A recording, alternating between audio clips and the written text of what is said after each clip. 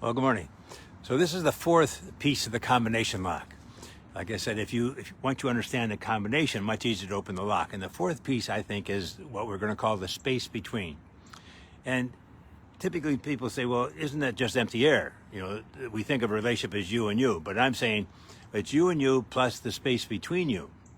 And it's a real energy field because you can tell, can't you, when there's tension? Or if the energy field is free flowing and fun. We have sayings like you can cut the tension with a knife, or I got a bad feeling when I went in there. It's because the energy fields are not just between intimate partners, but they're everywhere. You can go into a bar or a restaurant or any place really and pick up the vibes pretty quickly.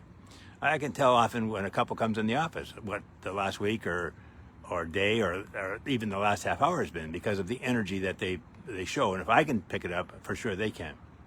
So one of the skills I ask couples to practice is no negativity in the space between, no blame, shame, or criticism in the space between. And I think this is the one that couples are having the hardest time with because I think for a large part it's unconscious. They're not even aware. And I first thought, well, you know, if you've been married for 5 or 10 years, you probably built up some bad habits, and you probably have. But I think now it goes back farther. I think it goes back to those first 18 years where a lot of us did grow up in homes where there was negativity or there was criticism. And I think our culture is pretty negative, pretty critical. And we just assume it's normal. But then when we bring that attitude or those behaviors into our intimate relationship, it doesn't work. All right?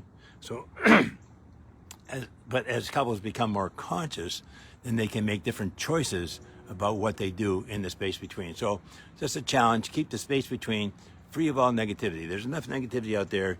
You don't need any in your relationship. So treat it as sacred ground, holy ground.